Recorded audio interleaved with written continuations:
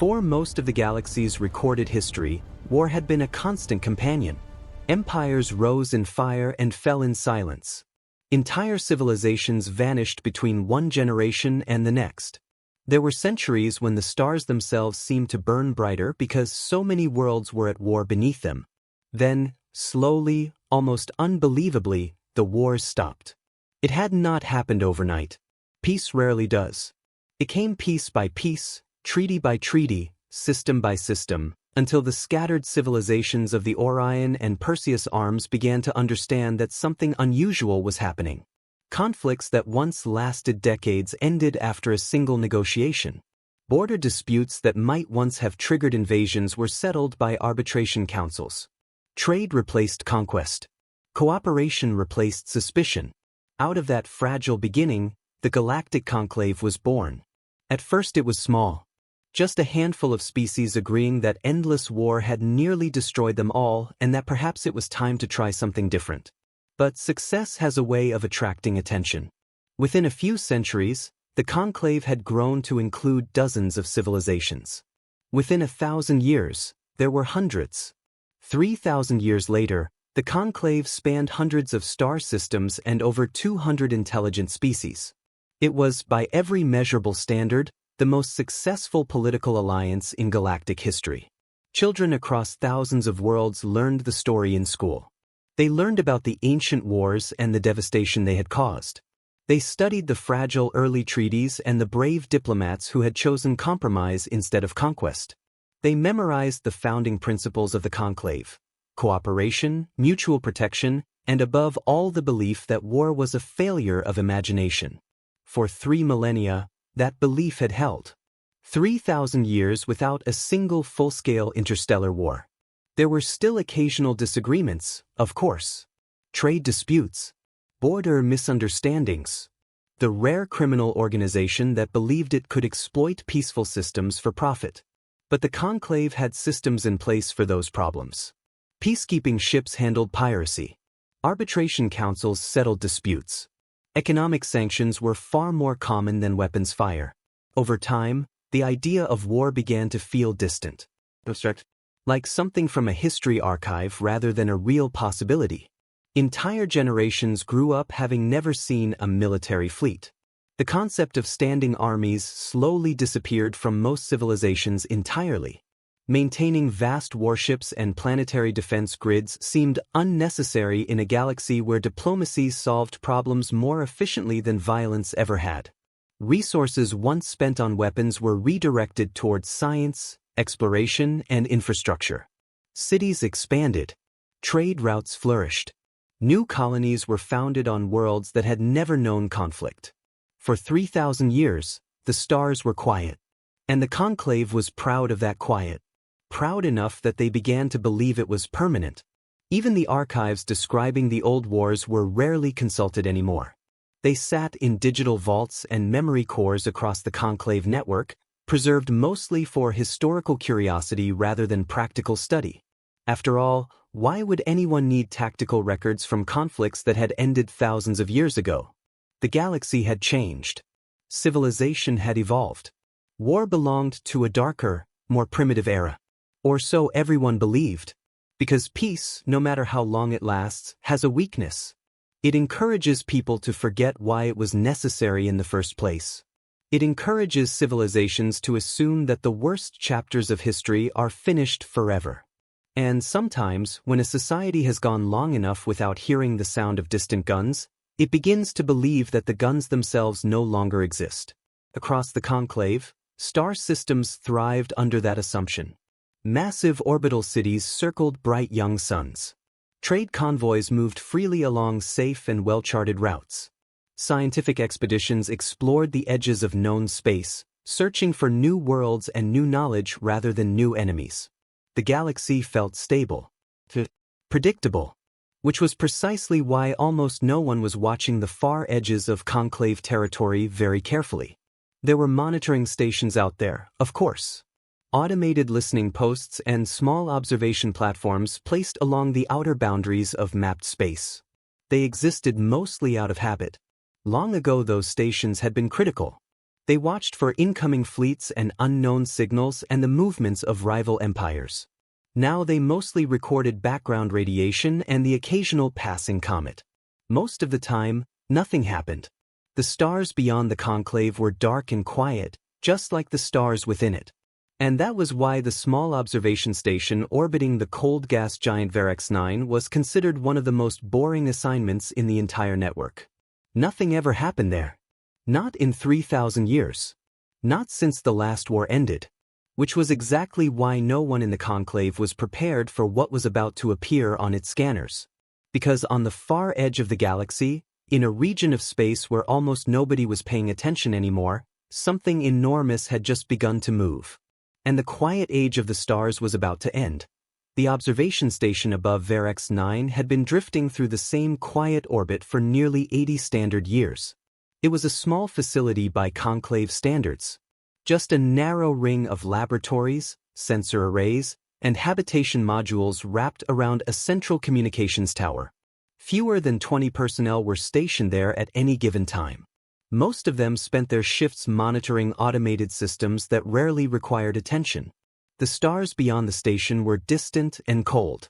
The nearest inhabited system was nearly 3 weeks away by standard transit. Even the trade lanes passed far outside the station's sensor perimeter. For the officers assigned to Varex 9, routine had become a way of life. Routine logs. Routine sensor sweeps. Routine equipment checks. Day after day. Shift after shift. Nothing unusual ever appeared on the scanners. That was why Salira Taith, the station's youngest communications officer, had been half asleep when the first alert appeared. She had been reviewing long-range frequency logs, slowly scrolling through pages of radiation readings and background signals from distant pulsars. Most of it was meaningless data. Then the screen changed. A single yellow notification blinked in the corner of her console. Outer Rift Sensor Anomaly. Salira frowned slightly and leaned forward. Outer Rift anomalies weren't unheard of. The boundary between mapped space and the collapsed star region beyond it produced strange sensor echoes from time to time. Usually it was just gravitational interference. She tapped the alert and expanded the data window. At first it looked like noise. Clusters of faint energy signatures appearing and disappearing in rapid succession along the far edge of the rift corridor. Salira adjusted the sensor filters. The noise resolved. Her frown deepened. The signatures didn't disappear. They multiplied. Dozens of them appeared across the screen in neat rows of blinking contacts. Salira straightened in her chair. She increased the scanner range. The computer hesitated for half a second while processing the additional data. Then the numbers began climbing. 40 contacts. 70. 100. The blinking lights spread across the display like stars appearing in a night sky. Salira's fingers moved quickly across the console as she rerouted additional sensor power to the array. The station's long-range detection systems whirred to life. More contacts appeared. Hundreds now. The computer attempted to classify them. For a moment the classification column flickered between possible ship types. Then the system paused. The numbers climbed too quickly for individual identification. Salira felt the small, uncomfortable tightening in her chest that came when something didn't make sense. She had seen fleet formations before in training simulations. But not like this. Never like this. She opened a direct channel to the station's operations center. "Ops, this is communications," she said, trying to keep her voice steady. "I'm detecting multiple contacts in the outer rift corridor." "How many?" came the tired reply. Salira glanced back at the screen. The number had climbed again. 400. Then 600. "I'm not sure," she said slowly. "The system is still counting." A moment of silence followed. Then the operations officer spoke again, more alert now. "Transfer the feed." Salira patched the sensor data to the central display. Across the station, alarms began to chirp as other consoles registered the incoming signal burst. The scanner attempted another classification sweep. This time the computer didn't even try to list individual ships. Instead, the entire display froze. A single message replaced the contact counter. Large red letters filled the center of Salira's screen. Fleet size exceeds counting parameters. The station commander stepped onto the operations deck just as the number climbed past 2,000. His eyes widened. Is that real? Salira ran a second sensor verification. Then a third. Every scan returned the same result. The contacts weren't sensor ghosts. They were moving. All of them. In the same direction. Toward conclave space. The number continued to rise. 3,000. 5,000. 7,000. The computer tried once more to categorize the data. This time it gave up completely. The entire tactical display went dark for a second. Then one final warning appeared across every screen on the station. A single word. Bright red. Impossible to misunderstand. Armada. For 3 seconds, no one on the operations deck spoke. The silence broke when the station commander slammed his hand against the emergency channel console. Broadcast priority alert to Conclave Central Command, he ordered. Salira's hands moved instantly. Her console opened the emergency transmission interface. The message template filled automatically with the station's location and sensor coordinates. She added the only line that mattered. Massive unidentified fleet emerging from outer rift corridor.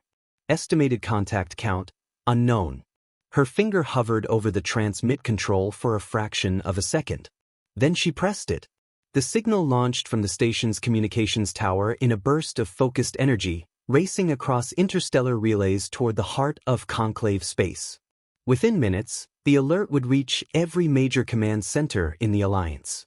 Every government, every colony, every ship connected to the conclave network. For 3,000 years, the galaxy had been quiet. But as the transmission left the station and sped toward the stars, the first warning of something terrible had already begun to spread.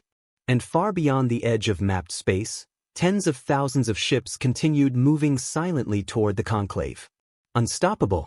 Relentless. And only 11 days away from the first inhabited system, the emergency signal from Verex 9 reached the conclave network in less than 4 minutes.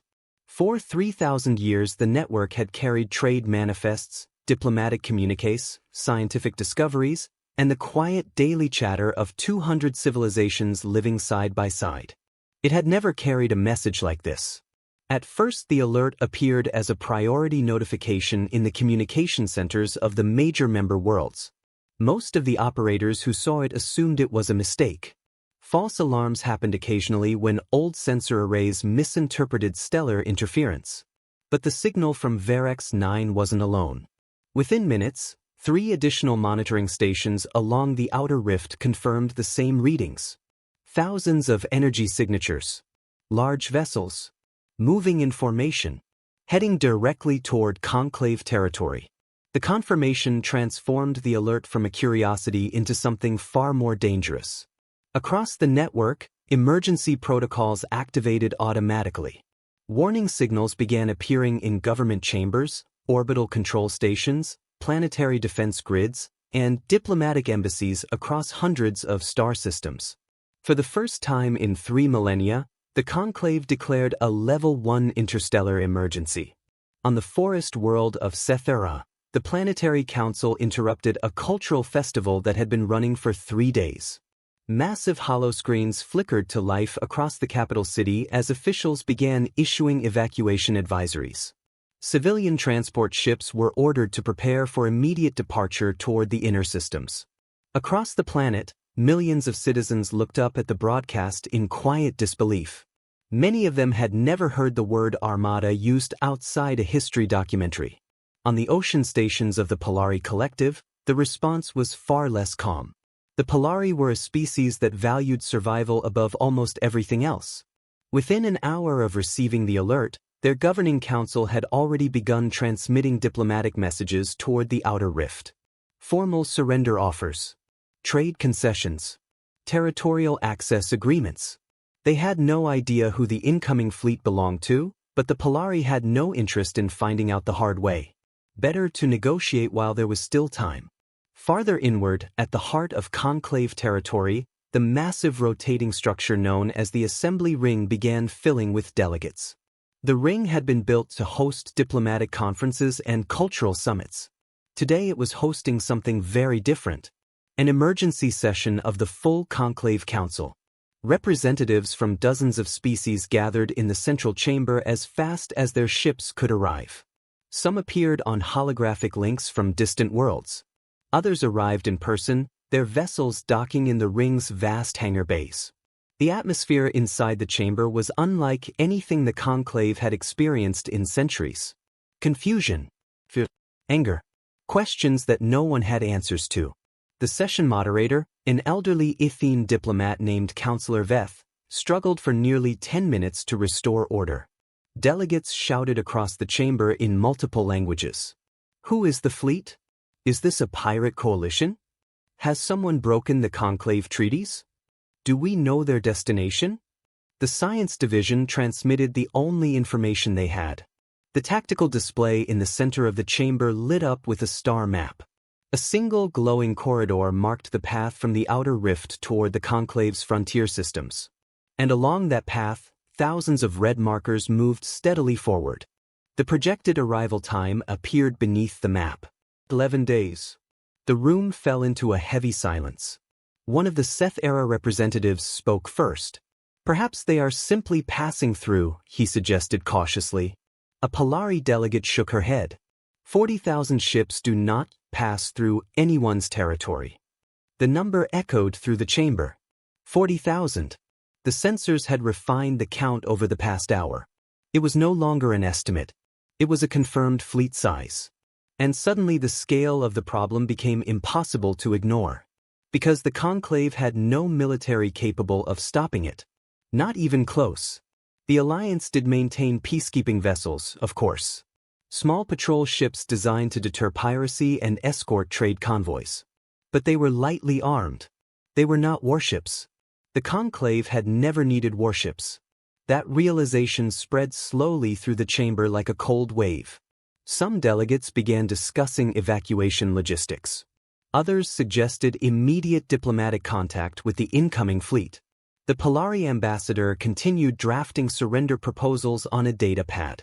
One Harvan representative simply sat in silence, massive arms folded across his chest as if deep in thought. No one in the chamber used the word fight. It did not occur to them. War had been gone for 3,000 years. Entire civilizations had evolved without it. Fighting a fleet of 40,000 ships was not an option anyone seriously considered. Not because they lacked courage, but because they lacked the tools. And as the debates continued in the assembly ring, the emergency broadcast from Verex 9 continued spreading across the Conclave network. It reached hundreds of member systems, thousands of ships, millions of citizens. And near the bottom of the Conclave registry, it reached one small entry that almost no one in the assembly chamber remembered existed. A recently admitted species. A single-planet civilization. Located in a quiet corner of the Orion Arm. Their file described them as technologically capable but strategically insignificant. Level 2 civilization. Developing member. Limited influence. Their homeworld was called Earth. And when the emergency broadcast reached them, they read it very carefully. Then, 6 minutes later, they replied. Salira was still at her communications console on Verex 9 when the first wave of replies from across the Conclave began arriving. Most of them followed the same pattern. Requests for clarification. Requests for evacuation routes. Requests for diplomatic contact with the unidentified fleet. Some systems had already begun transmitting surrender signals toward the outer rift, hoping that whoever commanded the incoming armada might notice their willingness to cooperate. None of it surprised her. The numbers on her scanner still hovered near 40,000 contacts. Even after several hours, the sight of it made her stomach tighten. No civilization she knew possessed a fleet even close to that size. The messages continued streaming across her console, until a small notification appeared at the bottom of the transmission list. At first she almost ignored it. The sender field was unfamiliar. Earth, Sol System. Salira frowned. She searched the station's database quickly. The file that appeared was short. Very short. Species designation, human. Conclave membership, 47 years. Colonies registered, limited. Strategic classification. Level 2 developing civilization. In other words, not particularly important. Salira almost archived the message without reading it, but curiosity made her open it. The message was only 2 lines long. Transmission received. Please confirm fleet count. Are we observing approximately 40,000 vessels, or is that a sensor artifact? Salira blinked. She read it again. Then a third time.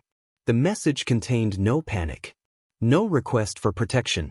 No formal diplomatic language. Just a calm question about whether the numbers were accurate. For a moment she wondered if the translation software had malfunctioned. She forwarded the message to the assembly ring with a short note attached. Human response attached. No further comment. On the other side of Conclave space, Counselor Veth was still trying to manage the increasingly chaotic emergency session when the message appeared on the chamber's central display. At first no one noticed it. Delegates were still arguing about evacuation priorities. Several species had begun demanding guaranteed access to the inner systems if the frontier worlds fell. The Polari ambassador had nearly finished drafting her third surrender proposal. It took nearly 2 minutes for the moderator to restore enough order to read the incoming transmission aloud. When he did, the room fell quiet. Not the quiet of calm. The quiet of confusion. "Who are the humans?" one of the Polari delegates asked, leaning forward slightly. A junior aide checked the conclave registry. "They joined 47 years ago," she said. "Single planetary civilization. Orion Arm Level 2 development status." In other words, the Seth-era ambassador muttered, "A species with absolutely no influence on this crisis." Another delegate pointed toward the display. "They are asking about the fleet count." Counselor Veth read the message again slowly. There was something strange about its tone. It sounded less like a plea for help and more like someone confirming a piece of data before making a decision. "Should we respond?" the aide asked. No one answered for several seconds. Finally Veth sighed and activated the reply console. He typed carefully. "Fleet count confirmed. Estimated 40,000 vessels. Identity unknown. Projected arrival at first conclave system, 11 days. Casualty projections attached." The casualty report had been prepared by the Conclave Science Division earlier that hour. The numbers were devastating. Entire colonies projected to fall within the first week. Dozens of systems likely lost. Hundreds of millions of lives at risk. He sent the message.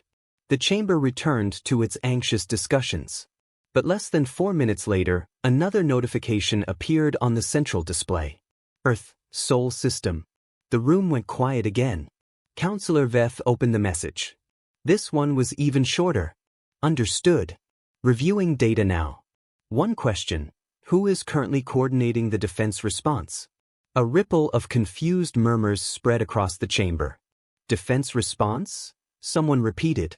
The Polari ambassador gave a soft, incredulous laugh. "There is no defense response."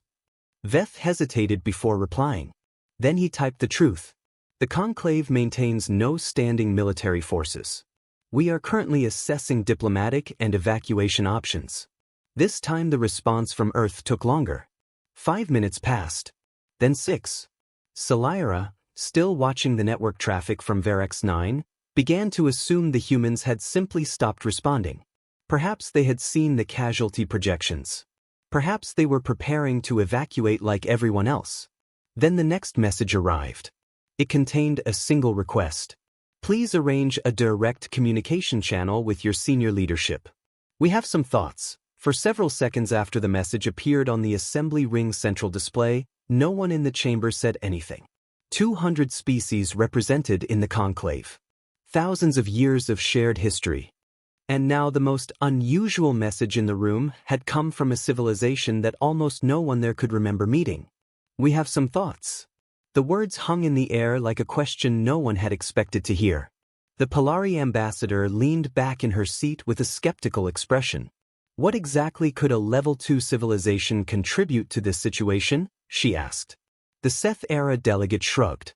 "Perhaps they intend to offer evacuation assistance." Another representative muttered quietly, "Or perhaps they simply do not understand the scale of the threat." Counselor Veth did not answer immediately. Instead he studied the message again. The tone bothered him. Not because it was arrogant. It wasn't. There was no boasting in it. No dramatic promises. Just a calm statement that sounded strangely confident. He turned to the aide beside him. Opened the human registry file. The aide expanded the data panel on the central display. The information was brief. Species name, human. World, system, membership duration, 47 years. Civilization rating, level 2. Colonies, limited. Strategic value, minimal. The Seth-era ambassador glanced at the file and shook his head. 47 years in the Conclave, he said. Barely enough time to learn our diplomatic procedures. They are still developing, another delegate added. Why are we even discussing this? Counselor Veth tapped a control on the console, enlarging a section of the human entry. A smaller subsection opened beneath the main registry data. Supplemental cultural notes. He scanned it briefly. The notes had been written by a Conclave observer who had visited Earth shortly after their admission into the Alliance. The summary was oddly worded. Humans display an unusual cultural emphasis on contingency planning and large-scale infrastructure redundancy. Several major industries appear dedicated to systems designed for conflict scenarios despite the Conclave's long-standing peace. Veth read the line twice. Then he looked back at the message on the screen. We have some thoughts. Perhaps, he said slowly, we should hear them. The Polari ambassador frowned. You cannot be serious. We have 40,000 hostile vessels approaching our territory, Veth replied calmly. At this moment I am willing to hear ideas from anyone who believes they have one. The chamber murmured with mixed reactions. Some delegates nodded. Others looked unconvinced. But no one offered a better suggestion. Finally, the Harvan representative, who had remained silent throughout most of the session, spoke for the first time. His species was known for their slow thinking and deliberate speech. When they did speak, it usually meant they had reached a conclusion. If a civilization requests a direct channel during a crisis, he said quietly, it is generally because they believe they have information worth sharing. He looked around the chamber. I recommend we listen. That settled the matter. Counselor Veth activated the communications console. Establish priority channel with Earth, he ordered. The network routing system immediately began assembling the connection. Across thousands of light-years, relay stations redirected bandwidth toward the Sol system. The delay would normally have been significant, but the Conclave maintained a chain of high-speed communication nodes specifically for emergency diplomacy. Within seconds the connection stabilized. A secure channel opened. The display above the assembly table flickered once as the signal locked into place. Then the image appeared. It showed a quiet conference room. A single human sat at the far end of a long table. He looked older than most Conclave diplomats. Dark skin. Short gray hair. Plain formal uniform. No decorations. No medals. Just a small emblem on his collar. He was holding a tablet in one hand. When the connection stabilized, he set it down calmly. Then he looked directly at the chamber full of alien delegates. Good evening, he said in fluent Conclave common. His voice was steady, almost relaxed. My name is Director Adio Crane. He folded his hands on the table. We received your broadcast, he continued, and we have reviewed the sensor data. Counselor Veth nodded politely. Yes, Director Crane. We appreciate your willingness to. Crane raised one hand slightly. Not rudely. Just enough to pause the sentence. I would like to begin with a simple question, he said. His eyes moved across the chamber. 200 species watched him in silence. Why, he asked calmly, is no one preparing to fight? For a moment after Director Adio Crane asked the question, the chamber remained completely silent. Not because the delegates hadn't heard him, but because they had. And the answer was deeply uncomfortable.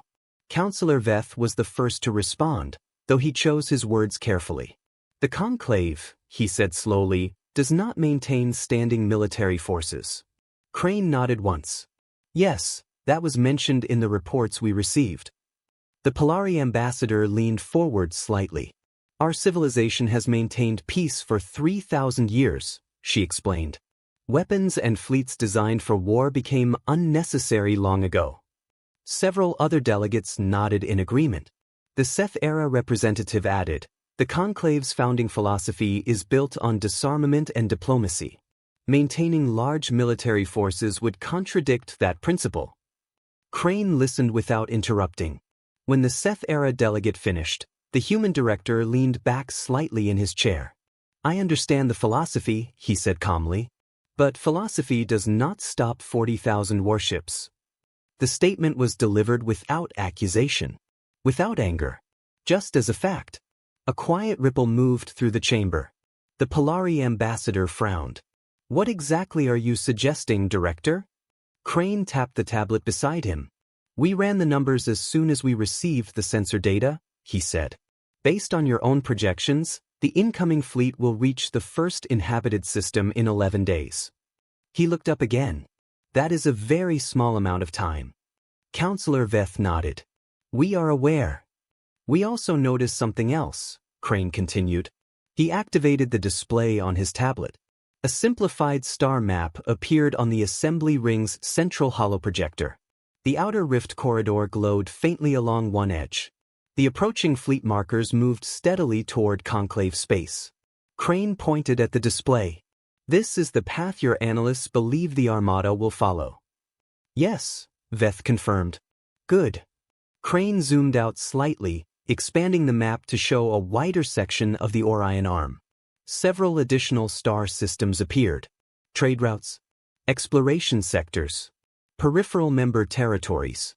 Then he highlighted one small region of space. A quiet corner near the edge of the Conclave registry. "This," he said, "is where Earth is located." The delegates watched the map in silence. Crane zoomed in further. The Sol system appeared. A modest cluster of orbital stations and nearby colonies. Nothing particularly impressive compared to many older Conclave civilizations. Crane folded his hands again. "When we joined the Conclave 47 years ago," he said, "we studied your alliance very carefully." His tone remained conversational. "We were impressed by what we found.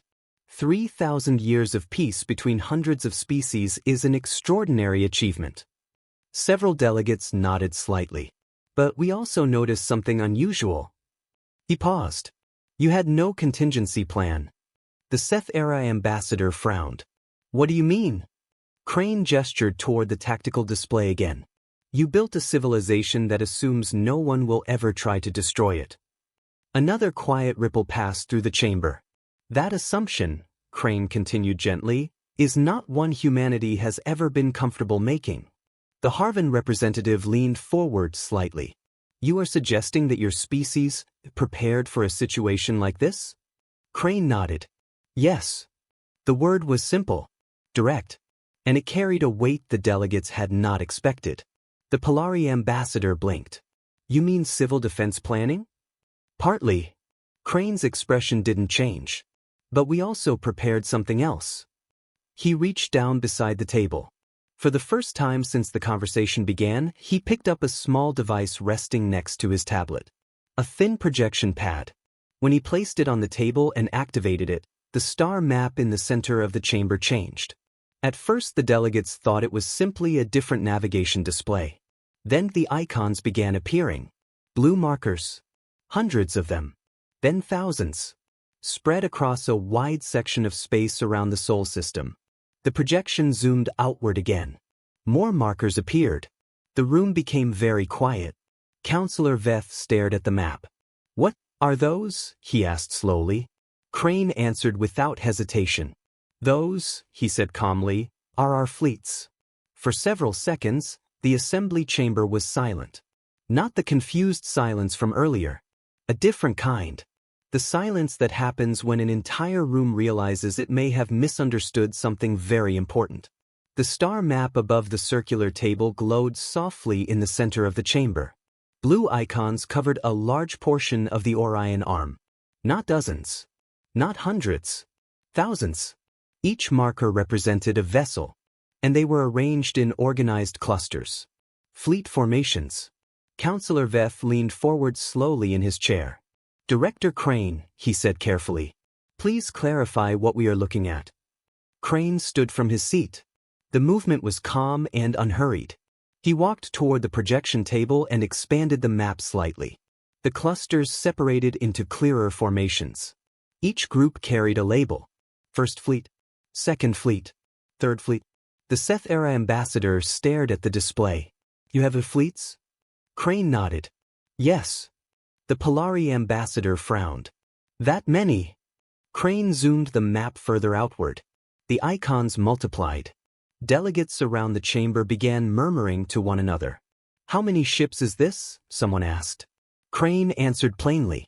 The Unified Earth Defense Command currently operates 9 active fleets. The murmurs grew louder. Crane continued. The 1st through 5th fleets operate in the inner systems. The 6th and 7th patrol the outer colonies. He gestured to a separate group of icons closer to the rift corridor. The 12th fleet is our rapid deployment force. The Seth-era ambassador leaned closer to the table. And the total number of ships? Crane didn't hesitate. As of this morning, he said, 14,211 operational warships. The room froze. The Polari ambassador stared at him. That is impossible. Crane tilted his head slightly. Why? The Polari struggled for words. You are a level 2 civilization. That classification is based on economic output and colonial expansion, Crane replied. It does not measure defense planning. The Harvan representative finally spoke again. His deep voice carried across the chamber. You built 14,000 warships. He paused. During 47 years of peaceful conclave membership. Yes. The Harvan's eyes narrowed slightly. And you never told anyone. Crane folded his hands behind his back. You never asked. That answer echoed around the room. No one immediately challenged it. Because it was technically true. The conclave membership process required economic data, scientific capability reports, cultural exchanges. But military capability? That question had not appeared on the application forms for thousands of years. The Seth-era ambassador finally spoke again. But why? The question was genuine. Not accusing. Just confused. Crane returned his attention to the map. Humanity spent most of its early history fighting itself, he said. The chamber grew quiet again. We fought wars between nations, ideologies, alliances. Some of them nearly destroyed our civilization. He zoomed the map out again. We eventually learned something from those conflicts. His tone remained calm. Peace is valuable. The delegates nodded. But peace, Crane continued, is not permanent. The room listened carefully now. It must be protected. Crane looked around the chamber. When Earth joined the conclave, we were genuinely impressed by what you had built. 3,000 years of cooperation between hundreds of species was something humanity admired deeply. But there was a problem. You assumed no one would ever challenge it. Crane gestured toward the red fleet markers approaching from the rift corridor. And now someone has. The Polari ambassador swallowed slowly. You are suggesting that humanity anticipated this possibility? Yes. The answer came instantly. We hoped we would never need what we built. Crane turned back toward the star map. But we built it anyway. The Seth-era ambassador leaned back in his chair. You are telling us that one member civilization possesses a fleet large enough to rival this incoming armada. Crane shook his head slightly. No. The chamber waited. Our fleet is smaller. A few delegates exhaled in disappointment. Then Crane added calmly. But size is not the only variable that matters in a war. The Harvan representative nodded slowly. Strategy. Crane met his gaze. Yes. He reached down and tapped the projection pad again. The map shifted. The outer rift corridor appeared enlarged in the center of the display. A narrow region of space filled with gravitational distortions and unstable stellar debris. This, Crane said, is where we will fight them. Several delegates looked startled. Counselor Veth blinked. You mean, defend here? Crane shook his head. No. The room leaned forward. We will meet them inside the corridor. The Polari ambassador stared at him. You intend to attack 40,000 ships while they are still advancing? Crane nodded once. Correct. The Seth-era ambassador shook his head. That is madness. Crane simply zoomed the map further into the rift corridor. The space narrowed into a series of tight navigation lanes between collapsed stars. In open space, Crane said calmly, 40,000 ships will overwhelm anything we send. He tapped the corridor. But here, the projection highlighted the narrow passage. They cannot deploy their full formation. Another delegate whispered. They will be forced to move in columns. Yes. Crane looked around the chamber. And columns, he said quietly, can be broken. The room fell silent once more. This time the silence was different. Not confusion. Not panic. Something new. The first fragile possibility that the Conclave might not be helpless after all. Finally Counselor Veth spoke. His voice was quieter now. Director Crane. He gestured toward the tactical map. If humanity is willing to do this. He paused. What do you need from us? For a moment after Counselor Veth asked the question, Director Adio Crane did not answer. Instead, he studied the faces around the chamber. Delegates from dozens of species watched him with a mixture of disbelief, hope, and lingering uncertainty. Only a few hours earlier, most of them had been preparing surrender messages. Now they were asking what they could do to fight. Crane nodded slowly. That, he said, is a much better question. He tapped the projection pad again, shifting the display. The star map expanded, revealing a wide section of conclave territory surrounding the outer rift. Trade lanes, supply depots, communication relays, orbital infrastructure. Warships win battles, Crane said calmly. But wars are won by logistics. Several of the older delegates exchanged glances. It was an unfamiliar way of looking at the problem. You do not need to build fleets overnight, Crane continued. And frankly, most of your civilizations would struggle to do so even if you tried. He pointed to a cluster of star systems near the frontier. What you do have is infrastructure. The Polari ambassador leaned forward slightly. Explain.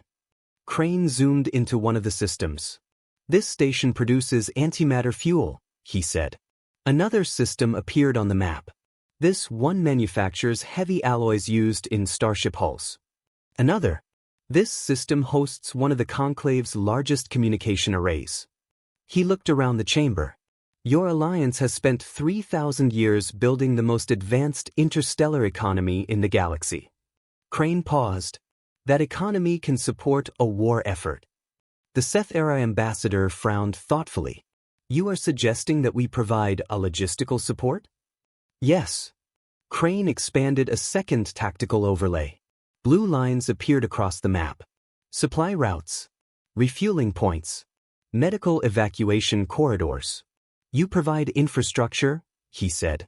We provide the fleet. The Harvan representative nodded slowly. A division of labor.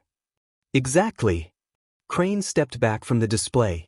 The Conclave built peace through cooperation. The same principle can apply to defending it. Counselor Veth folded his hands on the table. And you believe your fleet can stop them? Crane didn't answer immediately. Instead he zoomed the map toward the rift corridor again. The red markers representing the incoming Armada continued drifting toward Conclave space. Then he overlaid a new set of blue icons near the corridor entrance. Human fleet positions. They outnumber us, Crane said plainly. But numbers are only decisive in the right environment. He highlighted the narrow rift passage again. In the corridor they cannot deploy their full strength. The Seth-era ambassador nodded slowly. You explained this earlier. Yes. Crane looked around the room again. But there is something else you should understand. The room grew quiet. He deactivated the tactical display. The stars faded from the projection. Now the chamber lights reflected softly off the empty table. Humanity did not build its military overnight, Crane said. We spent centuries learning how wars are actually fought. His voice remained calm. Not proud. Just factual. Preparation matters. He reached down and picked up the communication device he had brought with him. The delegates noticed the small blinking light on its surface. Active connection. I contacted our fleet command 2 hours ago, Crane said. The Polari ambassador blinked. You did what? Crane met her gaze. We did not wait for this meeting to begin planning. He tapped the device once. A new holographic image appeared above the table. A woman in a dark naval uniform. Short gray hair. Sharp eyes. She stood on what looked like the bridge of a warship. Behind her, officers moved quickly between tactical consoles. This is Fleet Admiral Amara Kaffer, Crane said. She commands the 7th Fleet. The Admiral inclined her head slightly toward the chamber. Counselor Veth. Conclave delegates. Her voice was clear and steady. Deployment preparations are already underway. The Seth-era ambassador leaned forward in shock. Already? Kaffer nodded. The 7th Fleet and 12th Rapid Deployment Fleet are moving toward the rally point now. She tapped a console beside her. The map returned to the chamber display. 2 large fleet formations were already in motion. Blue icons streaming toward the rift corridor. Estimated arrival time appeared beside them. 7 days. The Polari ambassador stared at the map. You began mobilizing before the Conclave even approved this plan. Crane answered calmly. Yes. Why? Crane looked around the chamber again. Because the clock was already running. 40,000 ships are coming, he said. They will not wait for us to finish debating. The Harvan representative nodded slowly. Efficient.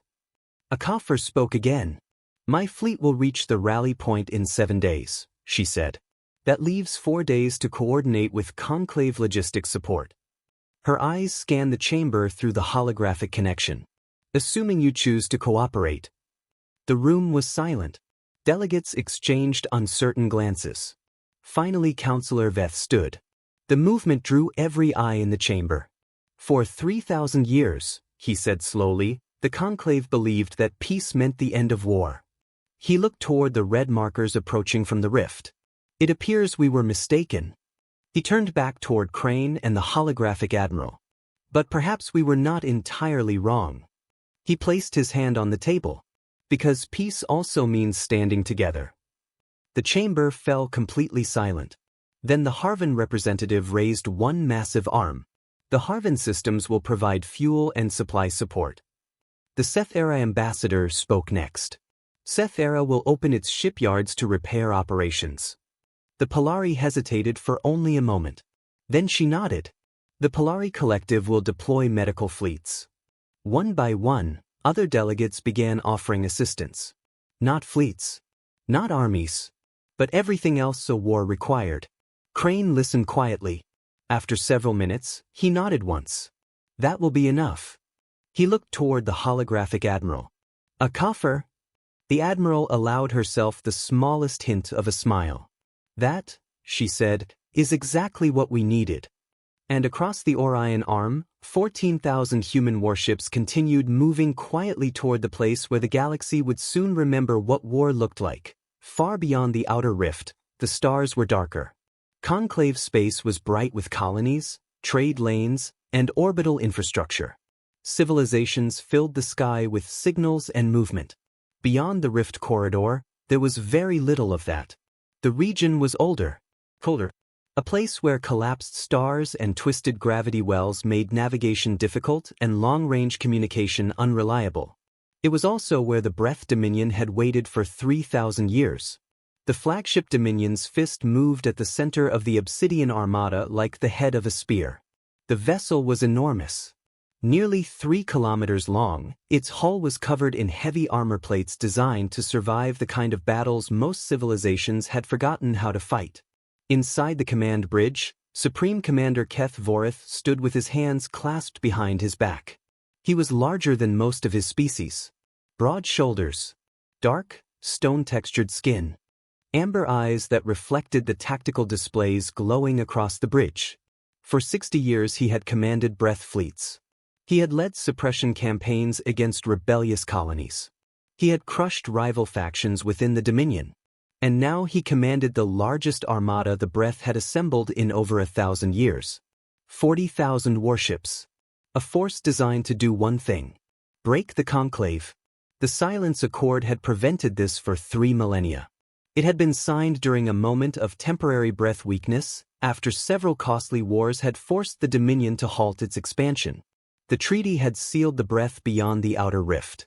For 3,000 years they had honored it, not because they respected the conclave, but because the terms were binding. Now those terms had expired, and the Breath had spent centuries preparing for this exact moment. Keth Voreth studied the tactical map projected across the bridge.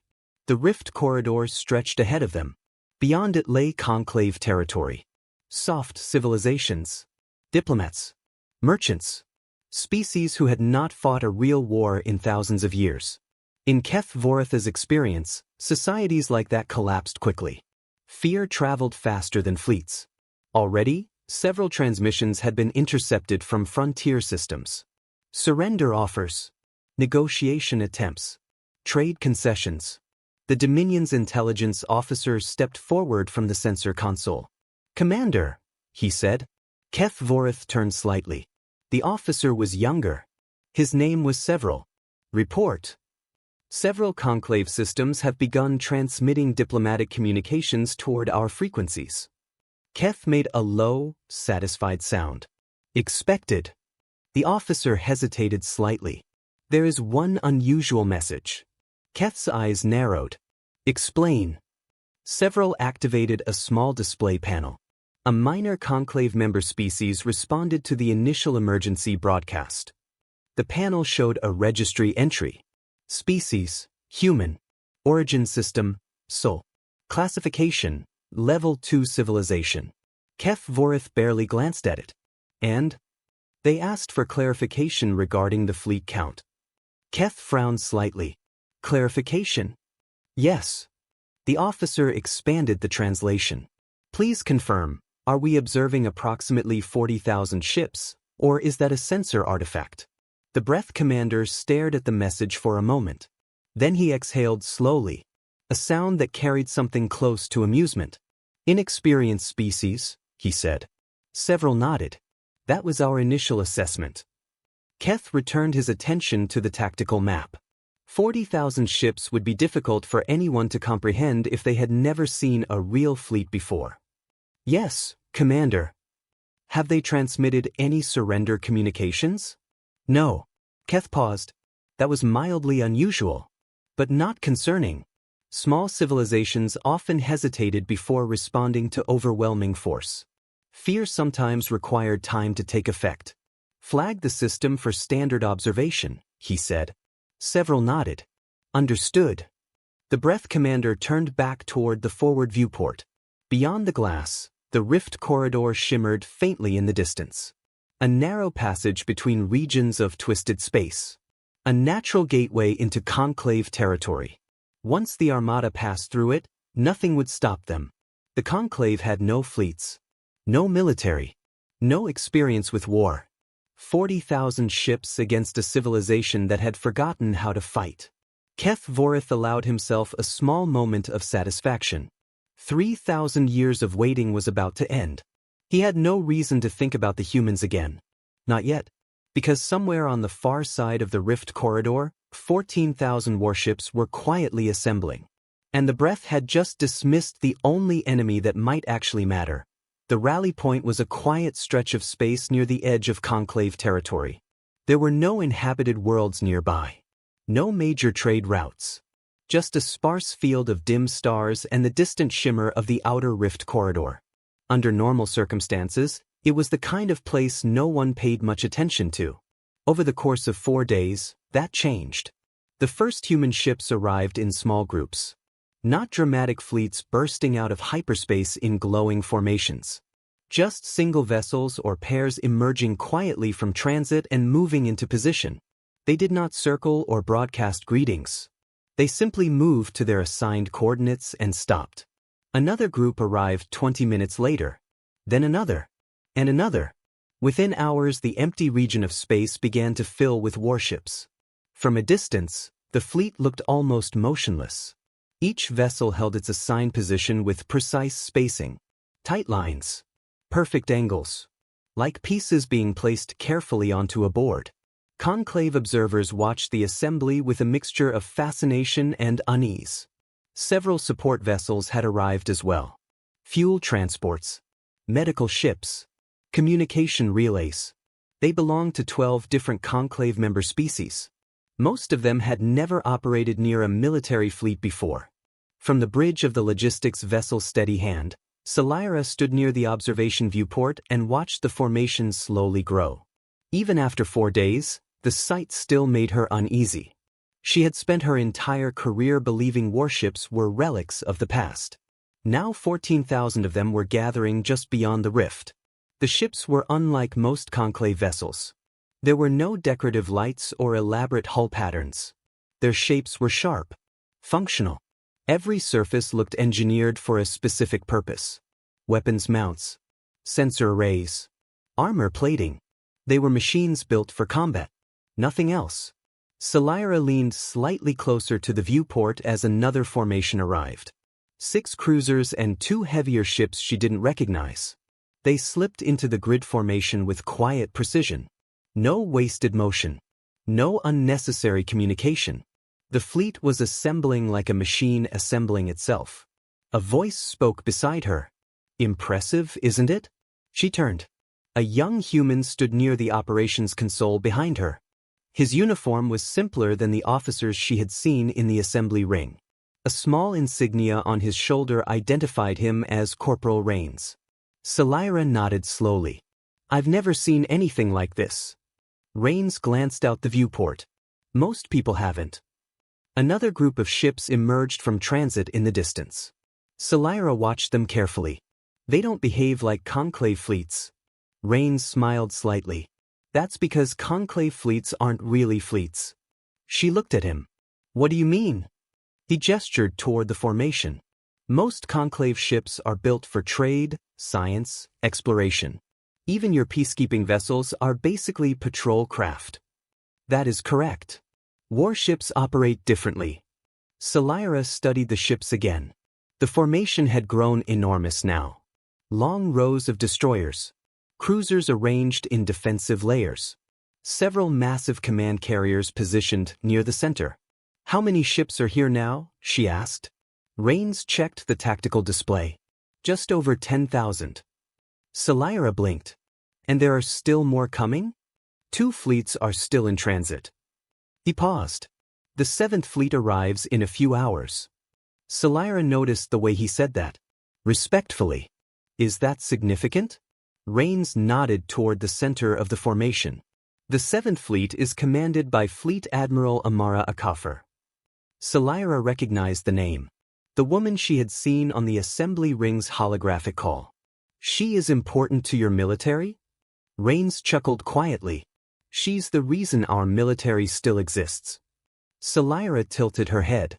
What does that mean? Before he could answer, a ripple moved across the fleet formation. Dozens of ships adjusted positions simultaneously. A large vessel emerged from transit at the far edge of the rally point. It was bigger than most of the ships already present. Its hull showed scars. Small patches where armor plates had clearly been replaced. A ship that had seen combat before. Rains nodded toward it. That's her.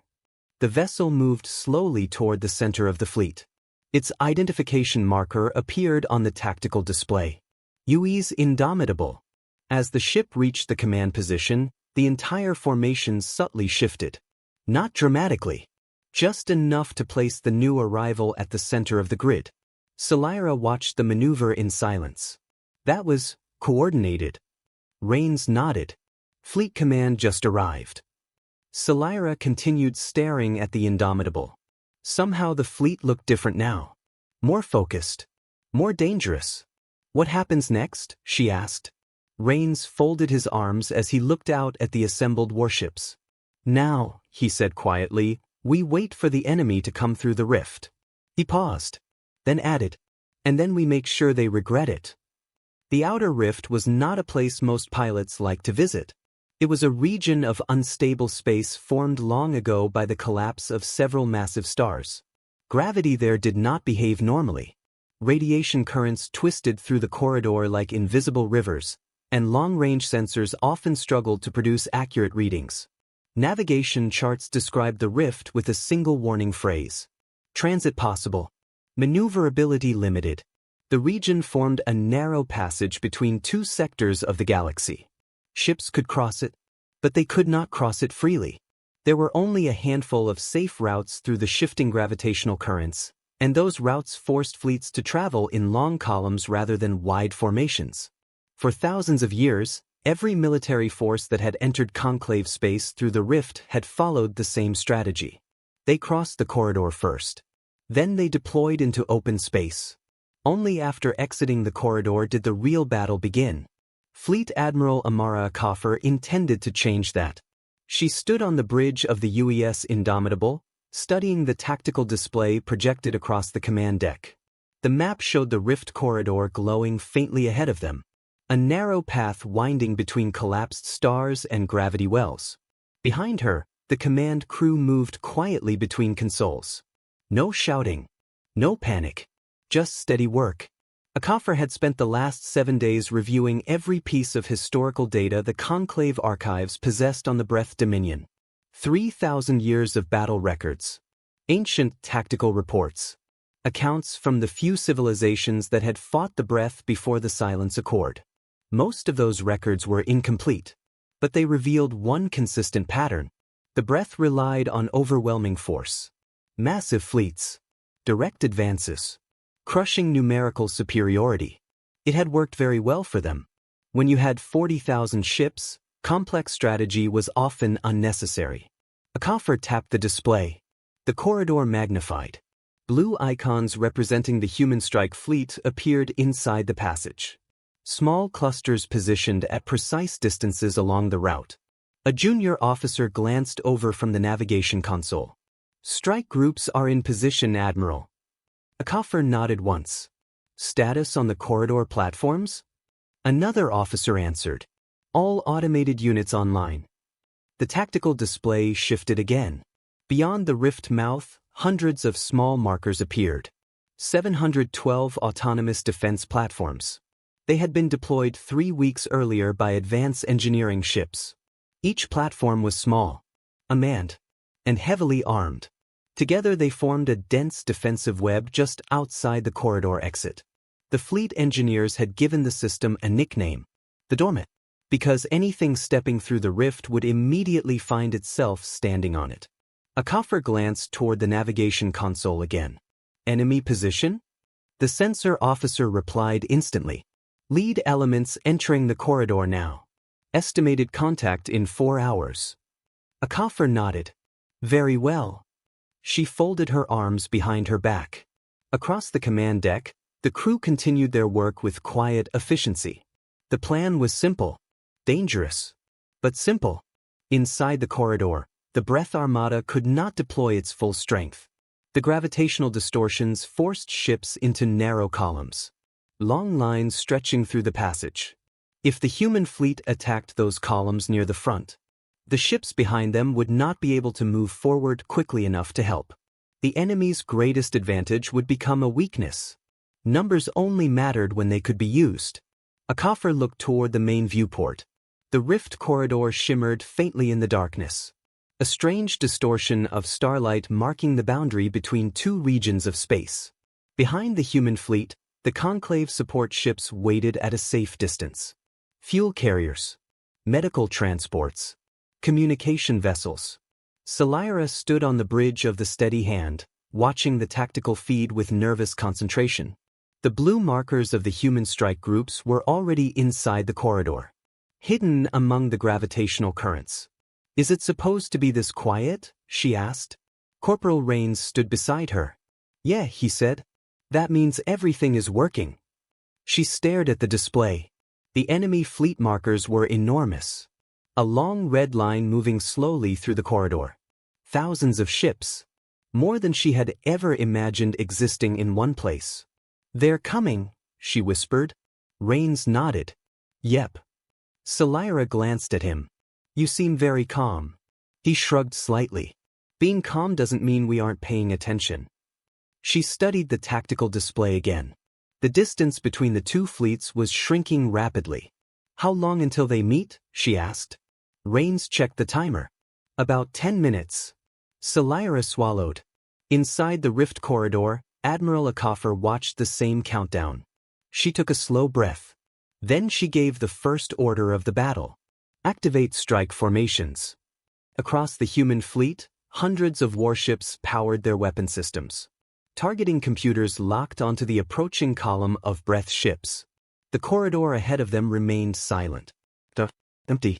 From the enemy perspective, there was nothing there. No fleets. No defenses. Just the quiet passage into conclave space. And then the sensors on the lead breath vessels detected something impossible. Energy spikes.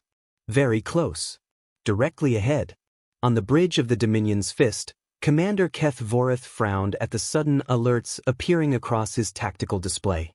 Report. The sensor officer stared at the readings. Multiple energy signatures, directly in front of the formation. Keth's eyes narrowed. How many? The officer hesitated. Then the display filled with new contacts. Hundreds. Then thousands. Ships. Warships. Waiting in the corridor. The officer's voice trembled slightly as he spoke. Enemy fleet detected. For a fraction of a second, both fleets saw each other at the same time. Inside the rift corridor, the distance between them was far shorter than any normal fleet engagement. Too close. Close enough that many weapon targeting systems had to recalibrate automatically. Close enough that the breath commanders had almost no time to react. On the bridge of the Dominion's Fist, Commander Keth Voreth stared at the tactical display as hundreds of unknown warships appeared directly in front of his formation. Impossible. No one attacked inside the corridor. No one had ever been reckless enough to attempt it. Enemy fleet detected, the sensor officer repeated. Keth's amber eyes narrowed. Formation defense. He never finished the sentence. Because at that exact moment, the human fleet opened fire. The first 6 minutes. Fleet Admiral Amara Akafor had spent the entire 7-day transit to the rally point preparing her crews for one specific moment. The first 6 minutes of contact. Every captain in the fleet knew exactly what to do. Break the enemy formation. Separate the lead ships. Create confusion. And above all, do not give them time to organize. Fire. The command left Akafor's mouth quietly. Across the corridor, hundreds of human warships unleashed their opening volley. Particle lances. Kinetic rail strikes. Focused plasma bursts. The weapons lit the corridor like a miniature star. The breath lead ships had barely begun raising shields when the first impact struck. 2 destroyers vanished in a burst of expanding plasma. A heavy cruiser spun sideways as its engines detonated. 3 more ships collided with one another when the sudden barrage forced their navigation systems offline. Inside the narrow corridor, chaos spread instantly. The breath fleet had entered the passage in long columns. Now those columns began to break apart. Ships tried to maneuver. But the rift corridor did not allow wide turns. The vessels behind the front line continued moving forward, unaware of the destruction ahead. And every second of confusion was exactly what Akafor had planned for. The knife fight. The human fleet pushed forward. Not retreating. Not holding position. Advancing. At this range, the breath advantage in long-range heavy weapons was meaningless. The battle became something else. A brutal close-range engagement. More like a knife fight than a traditional fleet battle. On the bridge of the Indomitable, Akafor watched the tactical map update rapidly. Enemy ships exploding. Human formations shifting. Strike groups slipping through gaps in the breath column. Target the command relays, she ordered calmly. If we blind them, the formation collapses. Acknowledgements flashed across the display. Human cruisers surged forward, focusing fire on the breath coordination ships positioned along the column. One exploded. Then another. The breath command network began fragmenting. Inside the Dominion's Fist, alarms filled the bridge. Keth Voreth gripped the command console as the tactical display filled with damage reports. How many ships? He demanded. Losses increasing rapidly, the sensor officer replied. Keth understood the problem immediately. The corridor. His fleet could not deploy. 40,000 ships meant nothing if only a few hundred could fight at once. And the enemy had chosen exactly the place where his numbers could not save him. Forward units disengage, he ordered. Pull back and regroup. But the order came too late. Because the human fleet was already forcing the breath ships toward the exit of the corridor. The first breath vessels burst out of the rift mouth expecting open space. Instead they found something waiting for them. 700 autonomous defense platforms activated simultaneously. They had been silent for 3 weeks. Hidden in the darkness beyond the corridor. Now they woke up. Targeting systems locked onto breath hull signatures instantly. And they began firing. Hundreds of coordinated weapon beams slashed through the first wave of breath ships as they exited the rift. Unmanned platforms did not hesitate. They did not panic. They did not stop. They simply destroyed targets one after another with cold mechanical precision. The breath ships that escaped the corridor found themselves inside a deadly maze of automated weapons. Behind them, the human strike fleet continued pushing through the rift. Ahead of them, the platforms kept firing. The corridor had become a trap. And the Obsidian Armada was caught inside it. The long hours. The battle did not end quickly. For hours, both sides fought with everything they had. Human ships took damage. Several were destroyed inside the corridor when breath-heavy weapons finally managed to fire. But the structure of the battle had already been decided. The corridor prevented the breath from deploying their full fleet. And the automated defense platforms outside the rift punished every ship that tried to escape. By the 14th hour, the breath formation had shattered. By the 17th hour, the numbers were undeniable. Nearly half the Obsidian Armada had been destroyed. On the bridge of the Dominion's Fist, Keth Vorith stared at the casualty display in grim silence. 18,000 ships. Gone. The rest of his fleet was disorganized. Damaged. And still trapped in a battle he had not expected to fight. For the first time since the campaign began, he understood something clearly. The humans had prepared for this. Not just their fleets.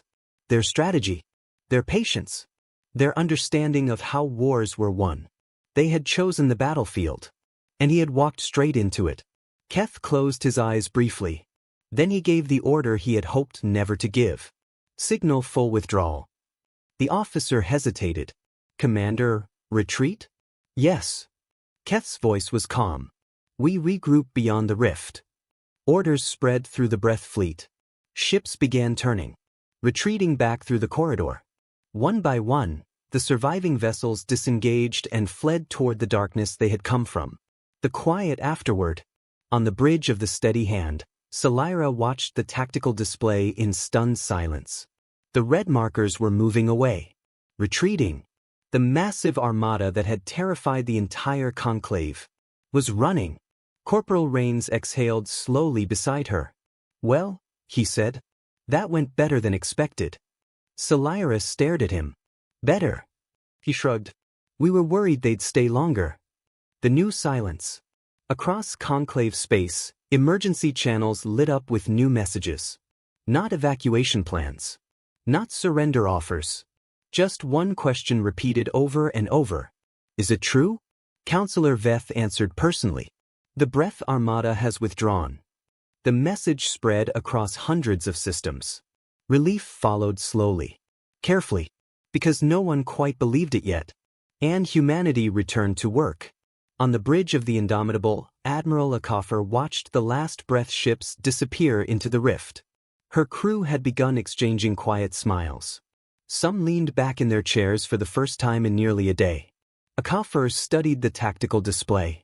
Then she spoke in the same calm voice she had used all day. Begin damage assessment. The officers looked up. I want full casualty reports in 20 minutes. She paused. And recover any surviving defense platforms. Someone handed her a cup of coffee. She took it. Sipped once. Then glanced back at the stars. Somewhere beyond the rift, the Breath Dominion was regrouping. And someday they might come back. Akafer set the empty cup down. Also, she added quietly, make more coffee. because the galaxy had just learned something important. Peace was not the absence of war. Peace was something that had to be defended. And somewhere on a small blue planet in the Orion Arm, humanity had been preparing for that responsibility for a very long time.